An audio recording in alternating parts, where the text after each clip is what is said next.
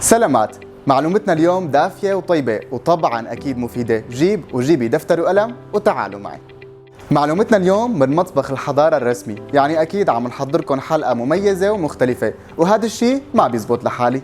بحلقة اليوم معنا الشيف ريبال، هو مشروع شيف بدرس عنا بمركز الحضارة. أهلا وسهلا فيك، عرفنا عن حالك شيف. أنا ريبال العوام، عمري 21 سنة، بدرس طهي بمعهد الحضارة.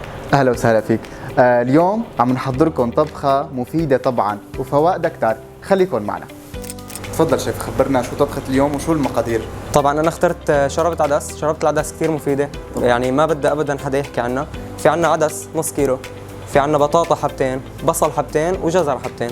البهارات أنا اخترت الكركم بما إنه فوائده كثير كبيرة للقلب. في عنا كمون للرشح وللمرض، الفلفل الأسود والملح للتتبيلة بشكل عام. طيب خلينا معناتها ننتقل لتحضير الشوربة، بس أكيد مع الاحترام. لا أكيد بدنا نلبس أواعي. وطبعا هيك أكيد أحسن يعني. أكيد أنظف كمان. طبعا. طبعا اكيد طبختنا اليوم فيها زيت زيتون. زيت زيتون رح اقلي فيه البصلات شوي. تمام. زيت زيتون في بيعزز صحة القلب وبيفتح الشرايين، والبصل بيشيل السموم من الجسم بشكل كبير. طبعا هذا الشيء أكيد.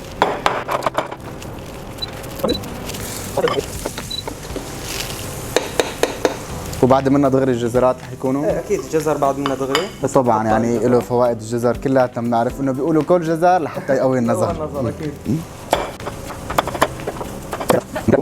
بس اهم شيء البصل انه ما يحترق معكم، والجزر بس شيء انه كمان ياخذ طعمة زيت زيتون. خليهم يتخمروا مع بعضهم. يا سلام على هالريح. شوربة العدس عن جد في كل مكون فيها إلى فوائد الصراحة. اكيد هو المفروض كمان انه ينزل بدل المي مية عظم. بتسلقوا عظم الخروف، بتسلقوه تقريبا 6 ساعات. كل ما انسلق بيصير زوايده بيزيد فوائده اكثر. طبعا بدنا ننزل العدس وبدنا نقلبه قلبه صغيره مع الخضار، بعدين بدنا ننزل مي تكون فاتره، مو انه مغليه او بارده، تكون فاتره شوي. العدس اكيد فيه فوائد كثير كبيره يعني. يعني هو بديل اللحمه بيقولوا.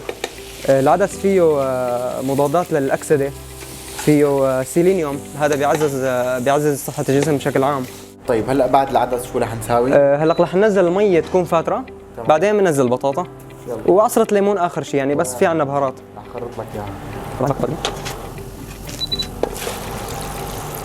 طبعا كميه المي يعني بدها تكون ضعفين كميه العدس. يعني عندكم نص كيلو عدس تحطوا كيلو مي، وبتخلوها شوي على مهلها لتغلي.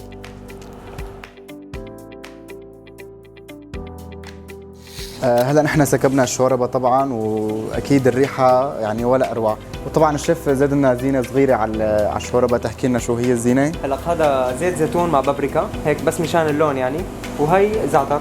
يا زعتر، سلام. ورقه زعتر. هلا صار فينا ندوق، بس قبل ما ندوق محضر لك مفاجاه صغيره. والله جد؟ ايه طبعا.